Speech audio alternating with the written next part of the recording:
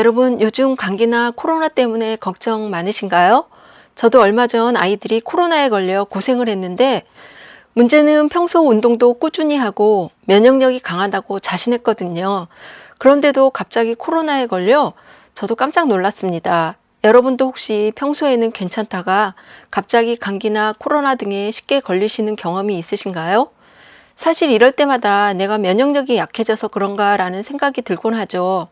그래서 오늘은 여러분께 면역력을 쉽게 키울 수 있는 아주 간단한 방법을 알려드리려고 합니다. 오늘은 누구나 쉽게 실천할 수 있는 면역력 강화 비법을 알려드릴 건데요. 정말 간단한 방법들이니까 꼭 끝까지 시청 부탁드립니다. 오늘은 우리 생활에서 절대 빠질 수 없는 소금과 면역력에 대해 이야기해 보려고 해요. 소금이 면역력에 어떤 영향을 줄까라고 생각하시는 분들도 많으시죠?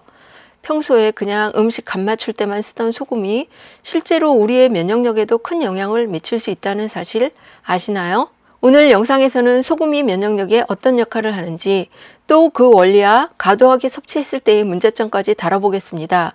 소금은 우리 몸에 정말 중요한 미네랄입니다. 소금은 나트륨과 염소로 구성되어 있는데요. 이 둘은 몸의 체액을 조절하고 신경과 근육의 기능을 정상적으로 유지하는 데 필수적이에요.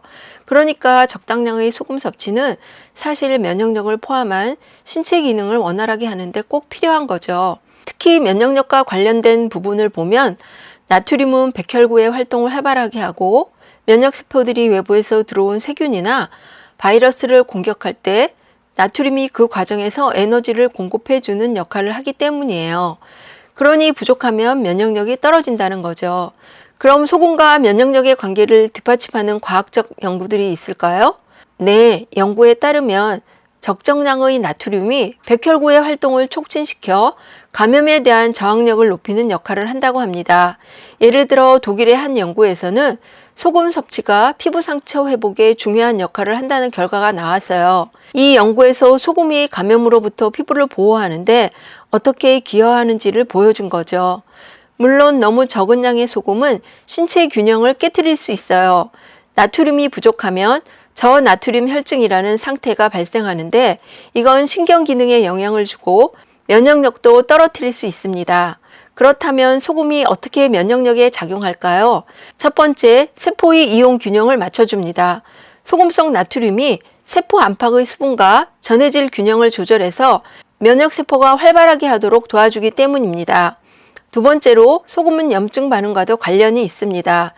면역 시스템이 외부에서 들어온 세균이나 바이러스를 공격할 때 염증 반응이 일어나거든요. 나트륨이 적절하게 있을 때 이 염증 반응이 효율적으로 일어나지만 너무 과다하면 염증이 과도해질 수 있습니다.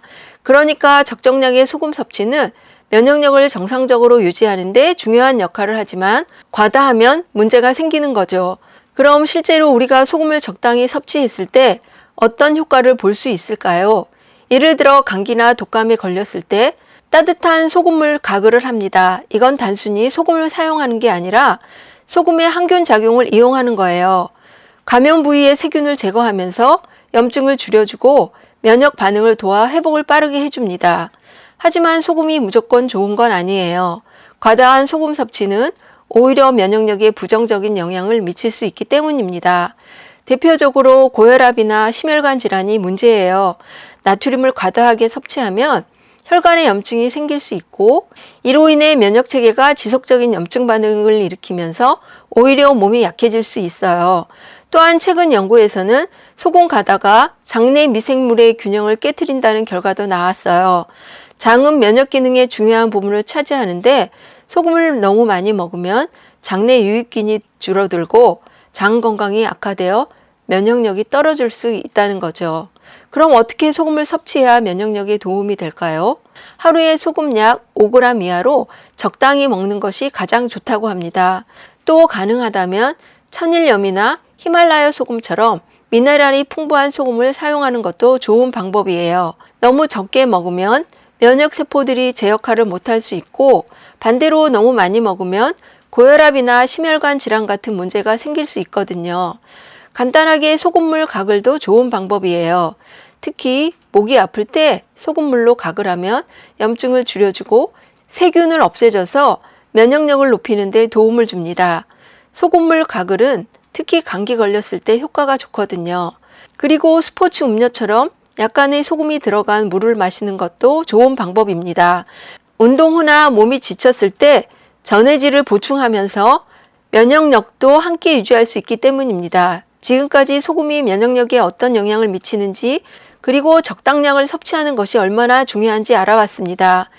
이제 오미자 이야기로 넘어가 볼게요. 오미자는 5가지 맛이 난다고 해서 붙여진 이름인데, 이 작은 열매에 면역력을 높여주는 강력한 항산화 성분이 들어있어요. 오미자가 면역력에 어떻게 영향을 미치는지 그 과학적 원리와 함께 쉽게 실천할 수 있는 방법을 알려드릴게요. 오미자는 단순히 신맛이 나는 독특한 맛을 내는 식품이 아니라 우리 몸의 면역력 시스템을 강화하는 강력한 항산화제를 많이 포함하고 있어요. 특히 리그란이라는 성분이 면역세포의 활성화를 돕고 바이러스와 세균의 침입을 막는 역할을 하기 때문에 오미자를 꾸준히 섭취하면 몸의 면역력을 자연스럽게 높일 수 있어요. 그리고 오미자는 피로 회복에도 좋아요. 면역력이 약해지면 쉽게 피로해지는데 오미자를 먹으면 에너지를 보충하고 몸이 스트레스를 덜 받도록 해줘서 면역력이 떨어지지 않게 예방할 수 있습니다. 한 연구에 따르면 오미자에 들어있는 항산화 성분과 비타민C는 몸속의 위해산소를 제거해주고 면역력을 키우는데 중요한 역할을 합니다. 특히 오미자의 리그란은 항염 작용도 있어서 염증이 생긴 부위를 빠르게 회복시켜주고 면역력을 유지하는 데 도움을 줍니다. 또한 오미자에는 아다프토겐이라는 성분이 들어있는데, 이 성분은 우리 몸이 스트레스에 대처하고 적응하는 능력을 향상시켜주는 천연 물질이에요. 그러니까 이 성분은 정신적, 육체적 스트레스 반응을 조절해줘서 면역 체계가 과민 반응을 일으키지 않게 도와줍니다. 쉽게 말해 오미자가 몸을 더 균형 있게 만들어 준다는 거죠. 그럼 오미자를 먹었을 때 실제로 어떤 효과를 볼 수 있을까요? 한 예로 오미자를 꾸준히 마신 사람들이 감기에 잘 걸리지 않는다는 연구 보고가 있습니다. 오미자의 항바이러스 성분이 감염을 예방해주고 면역력을 유지하게 해주기 때문이죠. 감기나 코로나가 유행하는 계절에 오미자차를 마시는 건 아주 좋은 습관입니다. 또한 오미자청을 만들어 물이나 탄산수에 타서 마시면 에너지도 보충되고 면역력이 떨어지지 않도록 몸 상태를 잘 유지할 수 있어요. 맛도 좋고 건강도 챙길 수 있으니 일석이조죠. 혹시 오미자청이 궁금하신 분은 아래 댓글을 클릭하세요. 하지만 오미자가 아무리 좋다고 해도 과하게 섭취하면 문제가 될 수 있습니다. 오미자는 산이 강한 성분이라서 너무 많이 먹으면 속이 불편해질 수 있거든요. 특히 위가 약한 분들은 오미자 섭취를 조절하는 게 좋습니다. 그럼 어떻게 오미자를 적당히 섭취하면 좋을까요? 하루에 오미자차 한두 잔 정도가 적당합니다. 오미자청을 만들어서 물에 타 마시거나 말린 오미자차로 우려 드시면 좋아요. 또한 다른 식품과 함께 섭취하면 더 좋겠죠. 예를 들어 오미자와 꿀을 함께 마시면 면역력을 더 효과적으로 높일 수 있습니다. 중요한 건 꾸준히 하지만 과하지 않게 먹는 거예요. 오미자는 장기적으로 섭취할수록 그 효과가 더 잘 나타난다고 하니 매일 조금씩이라도 섭취해 보세요. 지금까지 소금과 오미자에 대해 알아봤는데요. 소금과 오미자를 함께 활용하면 어떤 시너지 효과가 있을까요? 두 가지 모두 항균 작용과 항염 작용을 가지고 있어서 몸에서 세균이나 바이러스를 막는 힘을 크게 높여줍니다. 특히 소금물 가글을 하고 오미자차나 오미자청을 마시면 목 건강을 지키면서 면역력도 함께 강화할 수 있어요. 목이 아프거나 감기에 걸렸을 때 이 두 가지를 함께 사용하면 회복이 더 빠르게 진행될 거예요.